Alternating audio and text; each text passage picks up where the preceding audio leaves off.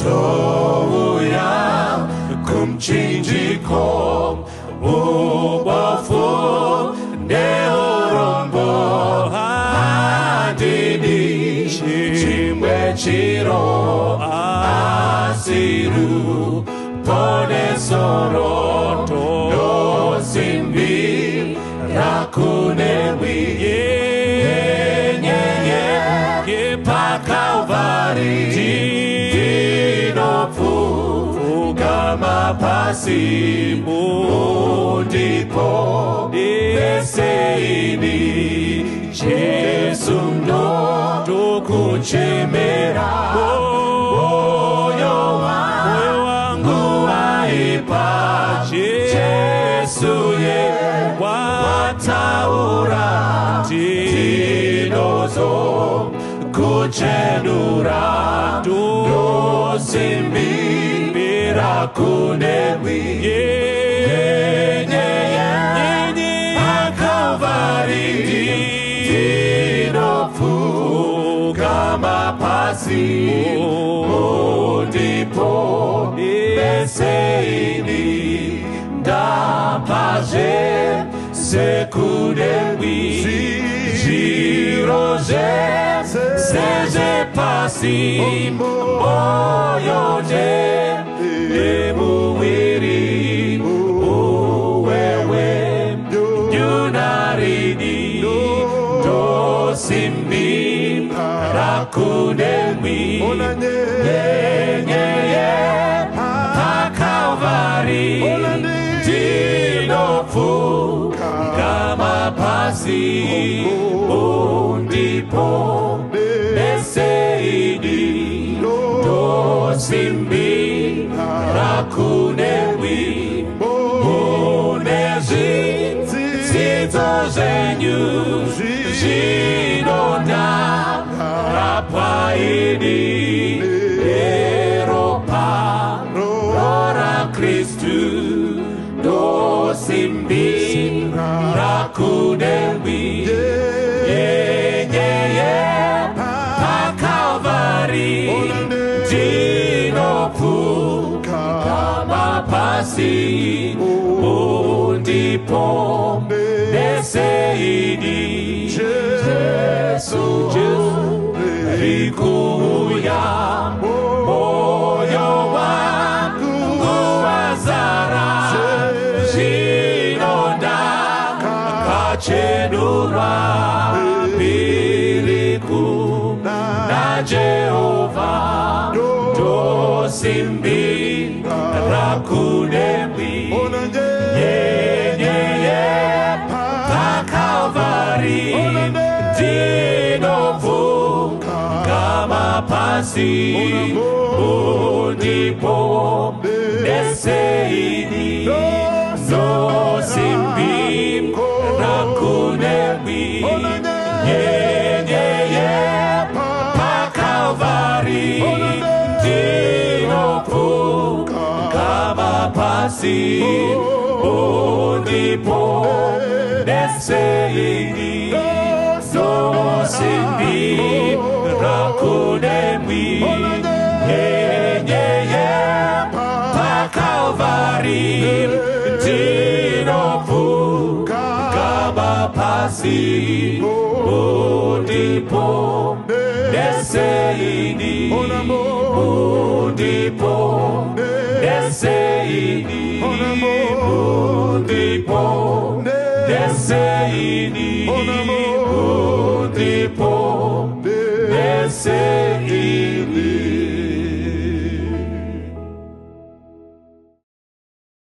Nina muponesi anoshamisa anondishamisa ini anondiwiga mubakore nombo kunenzizi zerufaro anondiwiga mubakore nombo rinovisa nyota yese awiga upenyu murura rwake ofukiza neruoko anondifu anondifukidza ini.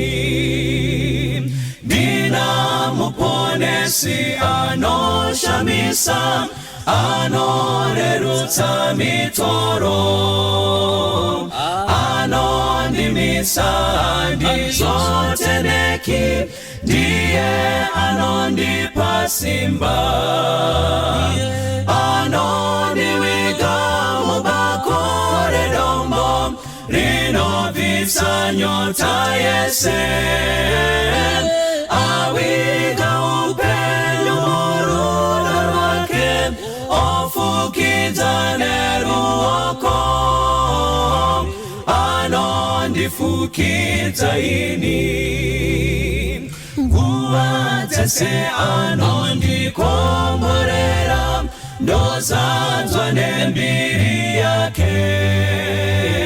Mbiri kuna Mwari ndomuimbira, ndiye mununuri wangu.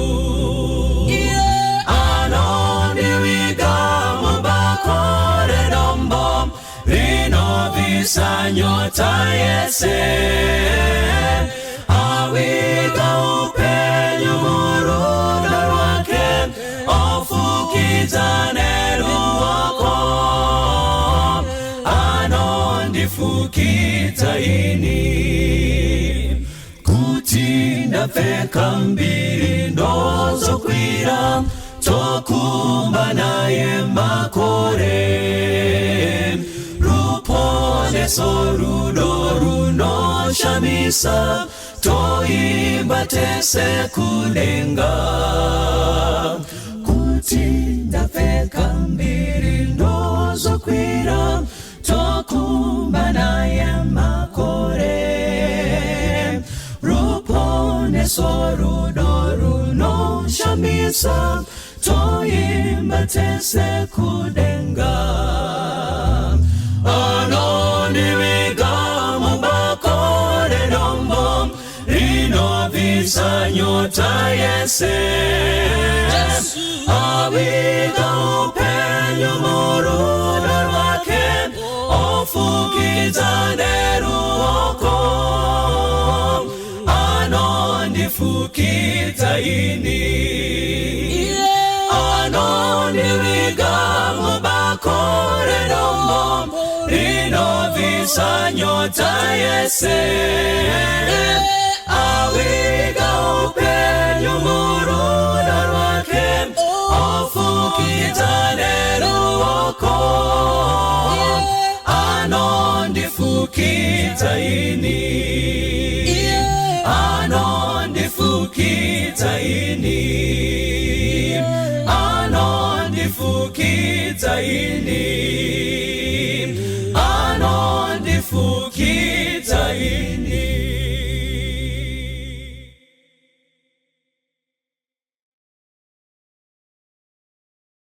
Kwazwai vanhu vaMwari, toda kutendai mukati menguva dzino nekuda kwekuti tichiri kuverengewawo pakati pevapenyu, mukati menyika iri kufiwa, mukati menyika iri kurwarirwa, mukati menyika ine zvakawanda zviri kuwira nyika. Asi toda kutenda Mwari nemhaka yekuti isusu Jehovha vachiri kutichengeta. Handiko kuti takangwara, asi inyasha dzaMwari. Katasa mukati menyika mune nzira zhinji dziri kukonzera kufiwa kwevanhu, asi isu Mwari vatichengeta kusvika nhasi. Kungwara here mhai? Kungwara here imi baba? Kungwara here mwanakomana? Kungwara here mwanasikana? Inyasha basi dzatiwira dzatiwana, ndosaka tichiri kuverengwa pakati pevapenyu. Mukati mezuva ranhasi tine pfungwa yatinoda kuti tidzidze kubva mukati meshoko raMwari ine musoro wenyaya unoti iwo usabve pana Mwari. Kune vakawanda vanofunga kuti kuzviraramira ndokugona, nyambera varasika, asi ukange uri pana Mwari, Mwari vanokupa chengetedzo yakakwana. Saka mangwanani ano tafunga kuti tidzidze pfungwa iyi tichitarisa kuti vanorambira vari pana Mwari zvii zvingavawira zvakanaka, vanobva pana Mwari zvii zvingavawira zvakashata. At the end panonopera mharidzo inoyi tosara tese tiri focused pana Mwari. Mukati menguva ino toda kushanyira bhuku raGenesis pachapter 1 toverenga mavhesi maviri ipapo, vhesi ya 26 nevhesi ya 27. Inoti iyo, Mwari akati ngatiite munhu nemufananidzo wedu, akafanana nesu, ngave nesimba pamusoro pehove dzegungwa napamusoro peshiri dzedenga napamusoro pezvipenyu zvese zvinokambaira panyika. Vhesi ya 27, Mwari akasika munhu nemufananidzo wake, akavasika murume nemukadzi. Mwari vari kundogara pasi nedara ravo vakati toita sei zvatatiri kukirieta mukati menyika, tatiri kusika zviedza, tatiri kusika chiedza, tatiri kusika mhuka dzesango, asi pane chasara. Mwari vapedza kusika zvose, ndo pavanoenda nepfungwa iyi zvikanzi patava kundosika ngaticherechedze chimwe chatingaisa panyika. Zvikanzi Mwari vanoti ngatichisika munhu nemufananidzo wedu, akafanana nesu, kureva kuti Mwari vari kumusoro kudenga vaitarisa, ndobva vaona kuti patava kundosika chinhu ichi chinofanira kuti tikatarisa panyika tinofanira kuona umwari hwedu hwakagara pakati penyika, togutsikana kuti ichi ndo chichave nesimba even pamusoro pehove dzegungwa napamusoro pezvose zviri panyika, pamusoro pezvipfuwo, pamusoro pezvinokambaira panyika, pamusoro pe-everything chakanga chasikwa panyika. Mwari vanoti ngatisikei munhu nemufananidzo wedu, akafanana nesu. Ukacherechedza munguva dzatiri kurarama, hakuna chinhu chinofadza baba sekufanana nemwanakomana wavo, hakuna chinhu chinofadza mai sekufanana nemwanasikana wavo. Vanogutsikana kuti mwana uyu ndewangu, kureva kuti pavanofamba vanokomborerwa vachinongedza kuti mwana uyu ndewangu. Zvikanzi naMwari ndo zvatava kuita panyika, takusika munhu akafanana nesu. Hakuna chinhu chingarwadza baba vachitarisa mwanakomana vainaye mumba but voona akafanana newe panext door, vari baba vepanext door. Zvinonetsa mubereki kuti mwana uyu ndewangu here, ini zvandinoera samaita, zvandinoera dhuve, zvandinoera shumba, sei afanana namwoyo ndizvo. Baba vanonetsekana. Saka panoita nyaya pakati pekusika. Mwari vakati zvatava kusika ngafanane nesu, umwari hwedu hwekudenga ngahufanane nezvichange zviri panyika. Zvikanzi patamusika anofanira kuva nesimba pamusoro pe-everything chiri panyika, kureva kuti takasikwa nemufananidzo waMwari, kureva kuti Mwari vakafara pavakasika Adhamu mukati mebindu reEdheni, vakati munhu wandasika anofanira kundimiririra. Mukati padzinotarisa Adhamu dzinofanira kuona umwari huripo. Even mbeva painoona Adhamu yaifanira kuona umwari huripo. Even vanashumba vaifanira kuti vakatarisa Adhamu dzorespekta kuti ari pakati pedu pakazara umwari patiri, paticherechedza. Toenda paGenesis chapter 2, Mwari vanoti Adhamu paakurarama panyika haafaniri kurarama ari ega asina mutemo. Ndo patinoenda pana Genesis chapter 2 ukaiverenga zvakanaka kubva naye pavhesi ya 16, inoti iyo Jehovha Mwari akarayira munhu achiti ungadya hako miti yose yemunda, asi muti wokuziva zvakanaka nezvakaipa usaudya, nokuti nomusoro unoudya uchafa zviro kwazvo. Mwari vatora Adhamu zvikanzi haungararami usina mutemo. Pawakurarama unofanira kurarama, ini ndichikugaidha zvekuita panyika. Zvikanzi usadye muti wokuziva zvakanaka nezvakaipa, nemhaka yekuti musoro unoudya Adhamu unofa zviro kwazvo. Donzvo raMwari pavakasika Adhamu vaimusikira kuti ararame nekusingaperi, but pano toda kushanyira vhesi ya chapter 3 pana Genesis ipapo tione kuti ndo zvakaramba zviripo here. Adhamu apiwa mutemo, zvii zvinoitika. Vhesi ya 1 inoti kudii, inobva yatiyo zvino nyoka yakanga ina mano kupfuura mhuka dzose dzesango dzakanga dzaitwa naJehovha Mwari, ikati kumukadzi, nhai ndizvo here kuti Mwari wakati regai kudya miti yose yemunda? Mukadzi akati kunyoka, tingadya hedu michero yemiti pamunda, asi kana iri michero yomuti uri pakati pomunda, Mwari wakati regai kudya kana kuubata kuti murege kufa. Patove neproblem pavhesi ya 3. Mwari havana kuti iproblem kubata muti, Mwari havana kuti idambudziko Adhamu kubata muti. Mwari vakati usadye muti wokuziva zvakanaka nezvakaipa, but tinoendera mberi. Vhesi ya4 inobva yatiyo, nyoka ikati kumukadzi, hamungafi zviro kwazvo,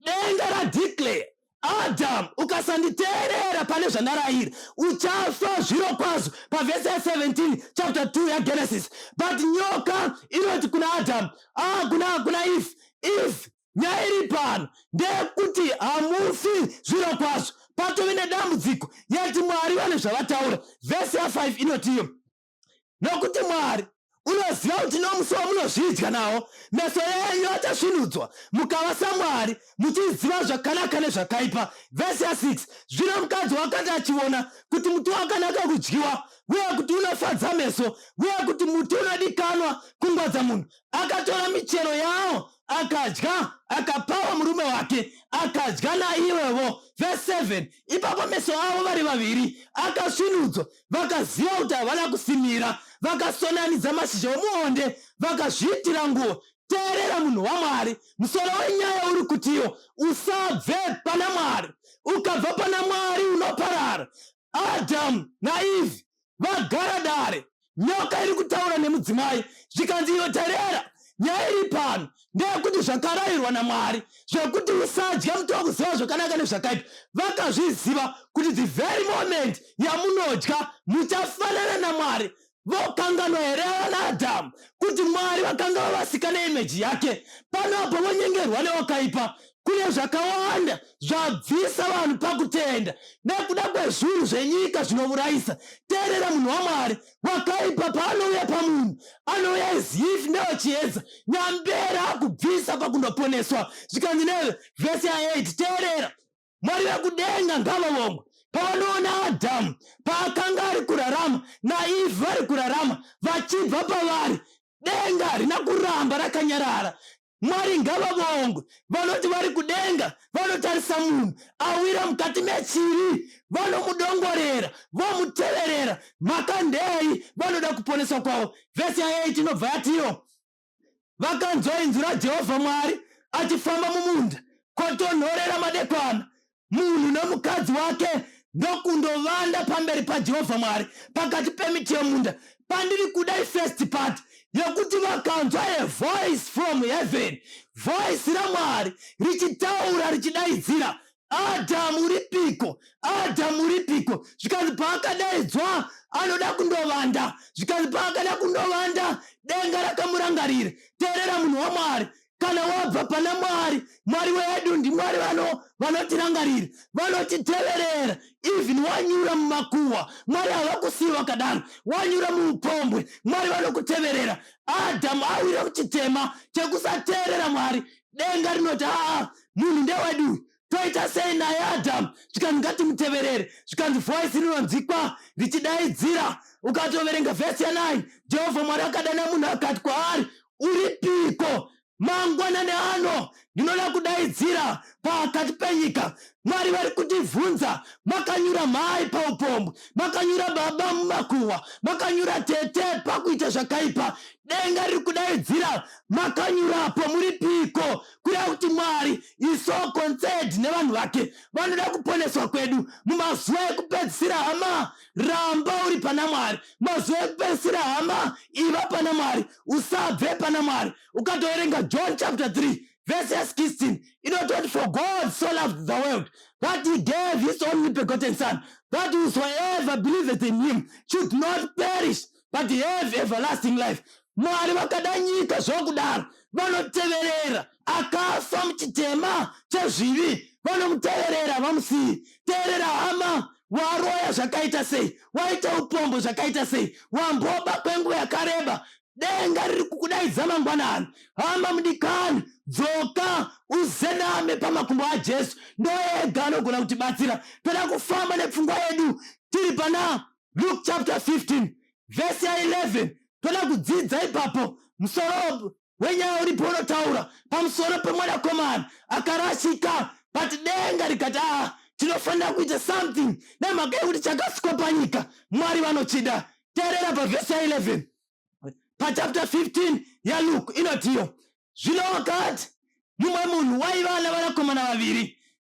Vhesi ya 12, muduku wavo akati kuna baba vake, baba ndipei mugove wenhaka uchazova wangu. Pfungwa waombe yemharidzo yanhasi iri kuti hama usabve pana Mwari, usabve pana Baba. Vakawanda vakasiya vabereki, but dzakati dzovarova nhamo, vakarealize their mistake, but it was too late. Teerera mangwanani anhasi, kune vakawanda vanoti vachirayirwa nevabereki, vanoti mudhara arasika, mudhara dzatacha. Kune vakawanda vanoti vachirayirwa nana mai, vanoti mai makasara, mazuva atorarama kune zvekuti nezvekuti. Vamwe ndo vanototi mai pamuri kuti mudhara achitaura nemuchemberi, takabva neko kunga kunepa. Varipo vanakomana navanasikana vanenge vachidaidzira aiwa mudhara wakasara, dzakasara dzakumeri. But teerera, one day uchaona kuti iwewe ndi wakasara.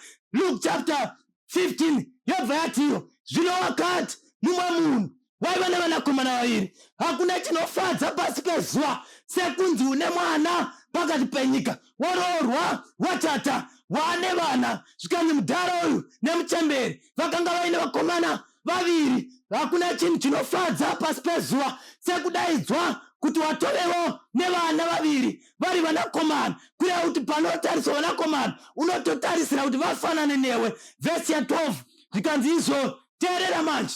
Vhesi ya 12, muduku wavo akati kuna baba, baba ndipei mugove wenhaka uchazove wangu.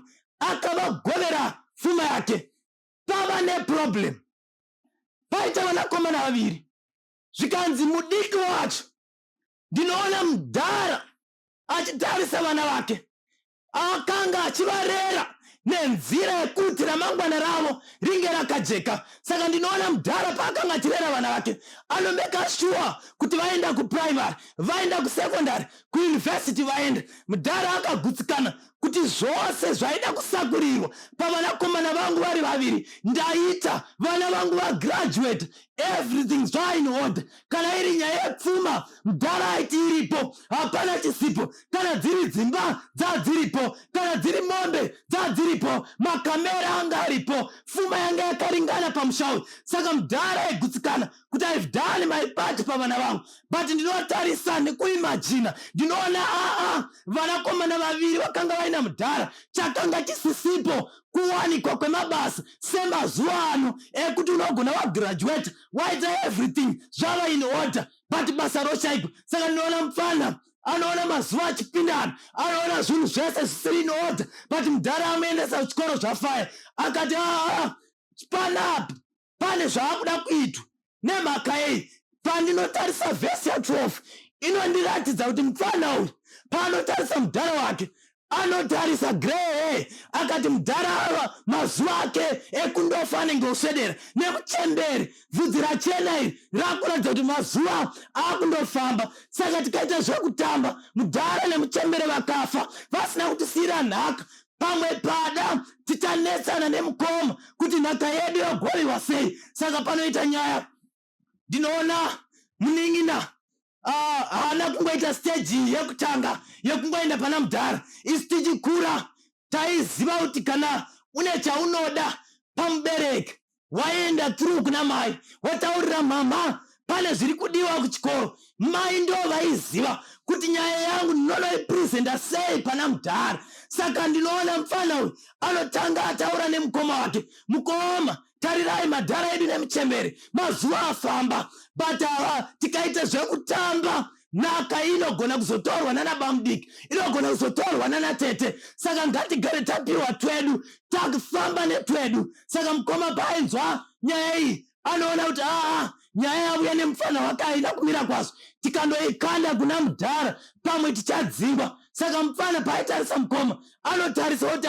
mukoma nyaya iyi inenge isiri kuitirai. Saka kana musinganzwisisi ndakunoipresenta pana mai. Saka ndinoona mufana achinopresenta nyaya yake pana mai vake. Mai, pane zvatafunga, pane zvandagaya, mazuva enyu afamba. Saka ndinoona mai vachibvunza, chii chanetsa mwanangu? Zvikanzi madi maita kuti mudhara atigovere pfuma. Mai paanotarisa mwanakomana akanga ari mudiki, vanoona kuti hazisina kumira zvakanaka. Mufana anga arohwa nemutoriro, saka paari kuuya nenyaya yake mai vakagutsikana kuti chapinda mumwana ndikachiteerera ndinogona kunetsana nemurume wangu. Saka mai vanoti izvi zvawatanga handizvigoni, nyaya yako iyi kana wada iwewe ungaenda wega kuna mudhara. Saka mufana nezvivindi noziva kana munhu mazuva naya kana munhu akarohwa nembanje, akarohwa nemutoriro, akarohwa nezvese zvimadoro zvamazuva anoita zvivindi pasingafaniri kuitwa. Saka mufana uyu anofamba estepa akananga kuna mudhara. Paanosvika kuna mudhara ndinoona achipresenta nyaya yake, zvinonzi mudhara ndipei nhaka ichazove wangu. Teerera munhu waMwari, ukacherechedza vhesi irori rinotokuratidza pachena kuti mufana anga asisina respect, papa asisina zvekutaurirana nemudhara, because afamba nenyaya yake ndobva aisa pana mukoma ikaramba, ndobva aendesa pana mai ikaramba. Saka pana mudhara akanga akuda kuita final push yakuti mudhara panapa mukaramba ndinodhira nemi. Saka anoti mudhara ndipei pfuma ichazove yangu. Saka mudhara paari kutarisa mwanakomana achitarisa zvamupinda akati I've done my part paupenyu hwomufana, chasara chii chingandiremera even mazuva angu ini. Ndofunga pamwanyatsokumaona kuti afamba, rega ndivape nhaka ichazova yavo. Saka mudhara paakanzwa nyaya iyi hanzi akavagolera pfuma yake, hazvina kumutorera nguva, ndobva ava papfuma yavo. Vhesi ya13, teerera munhu waMwari, pfungwa yedu inodzoka pakuti usabve pana Mwari. Ukabva pana Mwari kana kubva pana baba waenda unoparara. Mwanakomana, vhesi ya13, mazuva mashoma akati apfuura, mwanakomana muduku akaunganidza zvose akaenda kunyika iri kure, akaparadzako nhaka yake achifamba nemitoo yakaipa. Vhesi 18 iri kuindiketa pachena kuti panoita dambudziko pamwana mukomana apiwa nhaka, anotora twake twakanga apiwa ndobva apeka, ndobva aoneka. Ndotarisa mufana uyu zvanzi anoenda kunyika iri kure. Pano bhaibheri shoko raMwari riri kutoratidza kuti nyika yaendwa nemufana uyu yakanga isina zita. Makandei zvakanga zvafungwa nemufana uyu zvaasina kumira kwazvo. Teerera mudikani, kana ukaita chakaipa hachitauriki nezita racho, vanhu vakawanda vanokunyarira. Ndinoona mudhara paaibvunzwa naSabhuku, nai hama mwana wako afungepi, mudhara aingodeedzera to a far country yanga isina zita. Paaibvunzwa nemaneighbors, mudhara mwana wako afungepi, vaingodeedzera kunyika iri kure. Paakanga achibvunzwa nehama neshamwari, mudhara mwana wako afungepi, to a far country, papa asina zita. Teerera munhu waMwari, even nhasi patiri kurarama, kana ukabva pana Mwari ukatiza pana baba, ukabva pakutenda, denga rinonetseka kuti rokudaidzira kutani. Teerera munhu waMwari, rambira pana Mwari. Nemhaka yei ndopega panobhadhara. Kune vakawanda vakafunga kuti kubva pana Kristu tazvigona, yeti pavabva pana Mwari vaenda kundoparara. Mumazuva ekupedzisira taitarambira hama tiri pana Kristu, ndopega pane kubhadhara, ndopega pane upenyu usingaperi. Ndinotarisa mufana achifamba achienda to a far country. Handinamboona inonzi a far country. Zvikanzi panapa ukatarisa mazuva atiri kurarama, chero munhu akaenda kunze kwenyika anototaurirwa nezita rake. Akaenda London, akaenda Britain, akaenda UK. But mufana uyu zvakanetsa madhara emumba kuti tikataura kwaenda hakuna zita. Makandei ukaverenga pavhesi ya30 yaLuke chapter 15 inototi iyo, asi mwanakomana wenyu akanga achitaura, vandoda kuti tingobata pfungwa iyi, akanga achitaura mwanakomana muhombe akanga asara pamba. Zvikanzi nemukoma mukuru, asi mwanakomana wenyu wakaparadza pfungwa yenyu nezvitseve, wakati achisvika mamubatira mhuri yakakodzwa. Pfungwa yandoda kuti tibate ndeiyi, kwakanga kwaenda mufana akaenda kundoparadza pfuma yamudhara nezvitseve. Saka zvainetsa kutaura madhara nemuchemberi kuti mwana wedu kwaakaenda kuzvitseve. Teerera munhu waMwari, kana ukaita chakaipa vanhu vanokunyarira, asi ukaita chakanaka chiri izi kuchitaura. Ndobva ndatarisa pavhesi ya14, zvino wakati apedza zvose, come on, zvikanzi nzara huru ikasvika panyika iyo, akatanga kushayiwa. Teerera munhu waMwari, kubva pana mudhara kunourayisa, kubva pana Mwari kunourayisa, kubva pakunamata kunoparadza upenyu hwako. Zvakakosha mumazuva ekupedzisira, ikonomi iri zvairi zvinhu zviri zvazviri kuramba uchinamata Mwari nemhaka yekuti pana Kristu ndopega pane kubhadhara. The moment yaunosuduruka pakunamata, the moment yaunobva pana Mwari, upenyu hwako hunoparara. Asi paunoswedera pana Kristu, upenyu hwako hunoenda mberi. Zvikanzi zvino wakati apedza zvose, nzara huru ikasvika panyika iyo, akatanga kushayiwa. Mukomana uyu paaiva pana mudhara, everything was in order. But the very moment yaanoenda kunoparadza pfuma nezvitseve, zvanzi ndo paanotanga kushayiwa. Teerera munhu waMwari, nhasi ungaita seunobhluma usiri pana Mwari, but pazvinopera one day pfungwa dzako dzicharongeka, woziva kuti kudenga kuna Mwari mupenyu. Don't worry hama, don't worry nevanoneseka vari muupombo. Kune vakawanda vanoita chakaipa, zvoita as if denga rakatarisa havana problem, but one day Mwari yavachakugadzirira size yekuti unofanira kuziva kuti Mwari wakudenga anofanira kunamata. Ukatoverenga even nguva yakamborarama maona Nebukadnezari, vakambozvida pamberi paMwari, vakazvikudza, but vakazoziva vari kufura sora kuti kudenga kuna Mwari anofanira kunamata. Mazuva atiri zvisati zvakuipira, wadii kunamata Mwari, wadii kuuya pana Kristu womunamata. Teerera vhesi 15. Ipapo akaenda kunozviisa kuno mumwe wavanhu venyika iyo, iye akamutumira kuminda yake kundofudza nguruve. Zvikanzi akanga achida kuzvigutsa namateko aidyiwa nenguruve, asi kwakanga kusina munhu waimupa. Vhesi 17 ndinoida. Zvino wakati achizvifunga akati, varanda vazhinji sei vababa vangu vane zvokudya zvakawanda, asi ini ndofa pano nenzara. Zvikanzi wakati achizvifunga, anodaidzira ari paari. Zvinhu zvakanga zvamuomera mwanakomana. Abva pana baba ambobhluma nepfuma, ndobva atanga kuidya nezvifeve, but pano anodzoka, pfungwa dzake dzinotanga kugadzikana, anotanga kurongeka. Ambotsvaka basa rekunguruve, zvaramba zvamunetsa, ndobva atanga kufunga. Zvikanzi kune varanda vamudhara wangu vane everything, but inini mwanakomana wamudhara ndakuparara. Teerera munhu waMwari, ukabva pana baba ukabva pakunamata Mwari, hakuna chinobhadhara. Kune vakawanda vakararama vari mumabhawa vachifunga kuti ndo the solution paupenyu, but one day vakadzoka vaparara nekuda kweupombo.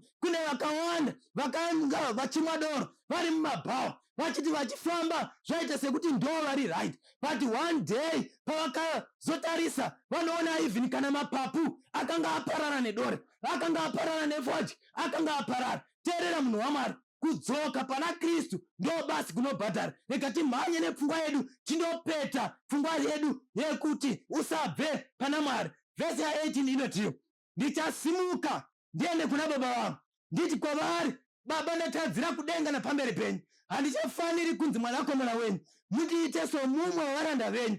Teerera zvinoitwa nemwanakomana, paari kutarisa upenyu hwake hwaparara, anoti handirambi ndiri pandiri, ndinofanira kuita comeback kuna mudhara wangu. Nemhaka yei ndo kune vamwe vari kubenefita everything. Kana ukauya pana Mwari pane upenyu usingaperi. Nhasi zvingaita as if vanonamata Mwari vakapusa, but ngati kutaure mudikano, kunamata Mwari kune kubhadhara kunogara nekusingaperi. Saka mufana anoti ndinofanira kusimuka ndiende kuna mudhara. Toda kuona respondi inopiwa nababa pamwanakomana wavo. Vhesi 20, akasimuka akaenda kuna baba wake, wakati achiri kure. Come on, baba wake vakamuona, vakamunzwira tsitsi, vakamhanya ndokumufugatira. Tina Mwari vane rudo. Ndosaka taverenga John chapter 3 verse 16. Because for God so loved the world, Mwari chavakada panyika, akanga ari mutadzi, akanga ava muchitema, vakaona paine potential yekuti ndikamuswederera padhuze anogona kusiya zvakaipa akauya kwandiri. Saka denga rinodzika muumwari hwaro kuti taakunofira nyika. Kana taifira pane vakawanda vachakweverwa kuna Kristu. Teerera munhu waMwari, ndosaka muzuva ranhasi tiri kutaura Kristu uyu. Nemhaka yei vanoswedera kuna Kristu kana vanodzoka kuna Mwari vanowana upenyu usingaperi. Saka pavhesi 19 zvanzi handichafaniri kunzi mwanakomana wenyu. Panotsvakwa vanhu vanoti kana vari kuuya kuna Kristu they humble themselves, voti Mwari takatadza pamberi penyu, tiregererei takararama muzvakaipa, tinofanira kunzi hatisi vanakomana venyu kana vanasikana venyu, but Mwari zvanzi nevhesi ya 19 handisafaniri kunzi mwanakomana wenyu mundiite somumwe wavaranda venyu. Pavhesi ya 20 zvikanzi paakasimuka akaenda kuna baba vake wakati achiri kure. Mwari ngavavongwe vanoti ivhini tiri kwatiri takanyura mumatope, takanyura mukati mekuba, takanyura ivhini mukati memakuwa, takanyura ivhini mukati mehuroyi. Denga rinotitarisa roona vanhu vokuti vakatarisa kwavari, Mwari vakatarisa kwatiri, vanoona tichiswededzana pove nekuumbika kweukama. Saka mufana paari kufamba achienda kuna mudhara akusiyana nezvipfeve, pfuma yaperera kuzvipfeve. Paakanga ari kuuya ndinoona mudhara achitambanudza maoko, paakanga ari kutambanudza maoko akanga achiswededza mwanakomana. Swedera padhuze mfana, wedza wakaenda nenzira isiriyo, wakabva pandiri nenzira isiriyo, but maoko aya ndakatambanudzira iwe kuti uye kuupenyu. Zvikanzi panapa ndinoona Kristu vachitambanudza maoko even mazuva ekupedzisira ano aya. Vazhinji vakatadza vanouya kwauri, ndosaka Kristu akaroverwa pamuchinjikwa, akarovererwa imi mai, akarovererwa imi baba, akarovererwa mwanakomana, akarovererwa ifini mwanasikana, kuti pamuri kuuya kwavari tiwane upenyu usingaperi. Ukamhanya nepfungwa iyi, baba vanonosangana nemwanakomana, pakanga paine mufaro, ukatotarisa varanda vanotonzi vurayai mhuka yakakora, vanomupfekedza even nguo yakachena, the character yakanaka. Mwari vekudenga vatibatsire mazuva ekupedzisira, vanouya pana Kristu, vanogara pana Kristu, denga rinovarangarira, denga rinovaitira zvakanaka. Deno Mwari vekudenga vatibatsire tisarudze Kristu, tova mudhuze naye, torarama naKristu nekusingaperi. Mwari vatiitire zvakanaka kudzamara nekusingaperi. Amen.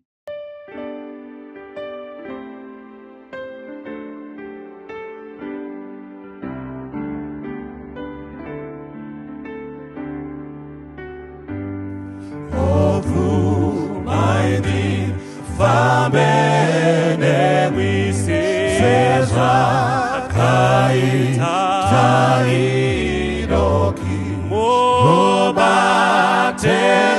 Ruoko wangu Titauri Iranene Kana Zira Yoshai Kwa Tivune Indi Famene we Andi Gambo Famindeka Lutu Iri Kuvuvuta Mira Uya Kateiwa Bawengiwa Banodi Eta Este Aya Matamuto Tenzi Pumaindi Famene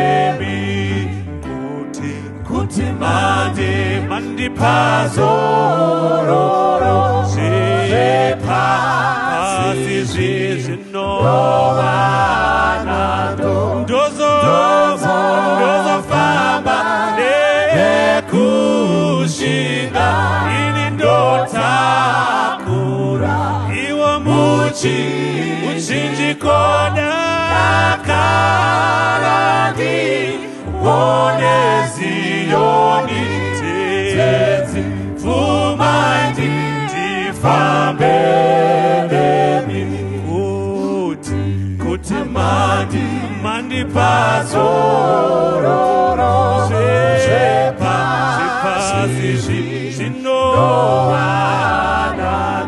Dozo famba Nekushinga Ini ndotakura Iwa Muchinji koda Dakarani Wojezi Umaindi Jefambelemi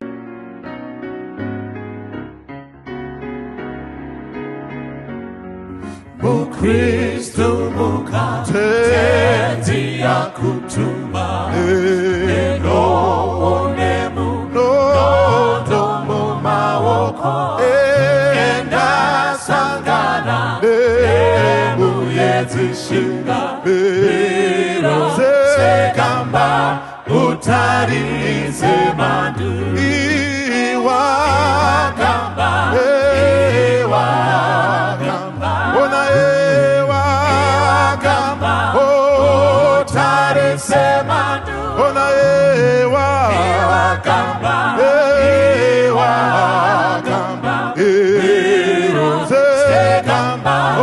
utarize mandu kana mungozi chenjerangwarira usatokere hakuna chishangu wakane weni maunga wakunde sekamba utarize mandu ona ewa kamba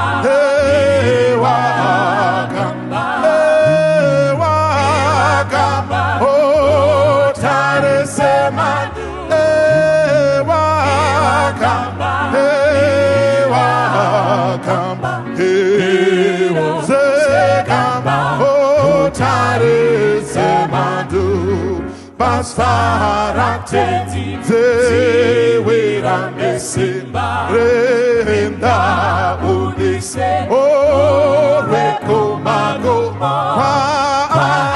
anokotu nakasika mero sekamba otare semandu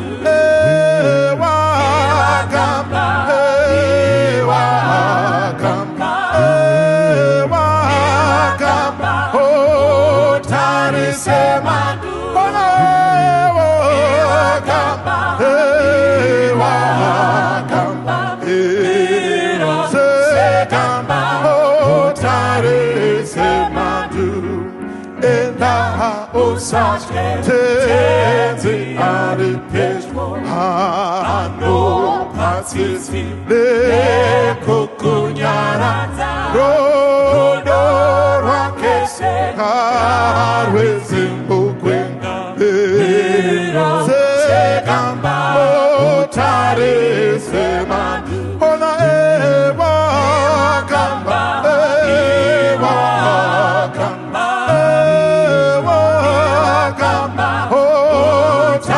Semandu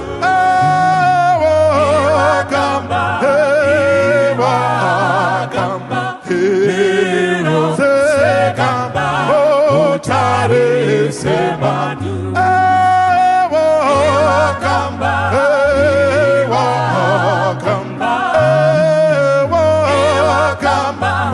otare semandu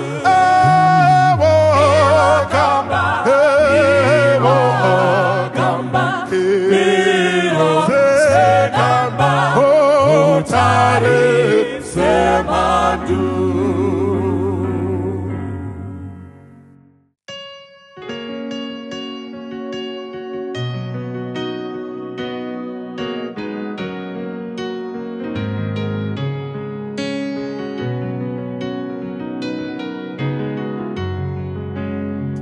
Rukariro oro rwangu rosembire na Kristu hadi dawiri nemuno asimozita ra Jesu dinomira wakunda Jesu diedomo deyo yangu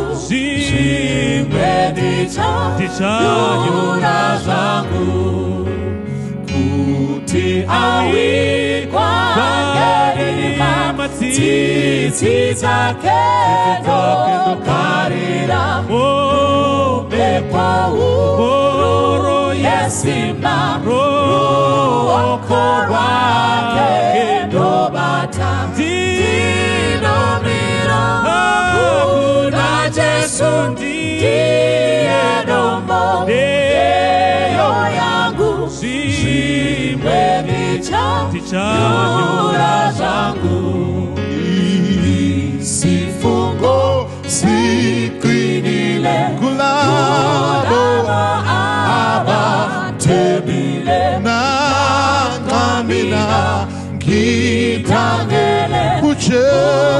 Sungiza Tembile Uchesu Kristu itwala Kokunye Uzodlula Kokunye Uzodlula Kukhala itilongo Kuyena Kikupungele Kikogise Obungwele Eskodeni Yovela Uchesu Kristu itwala Kokunye Uzodlula Kokunye Uzodlula Uchesu Kristu itwala Kokunye Uzodlula Kokunye Uzodlula Kokunye Uzodlula Kokunye Uzodlula Kokunye Uzodlula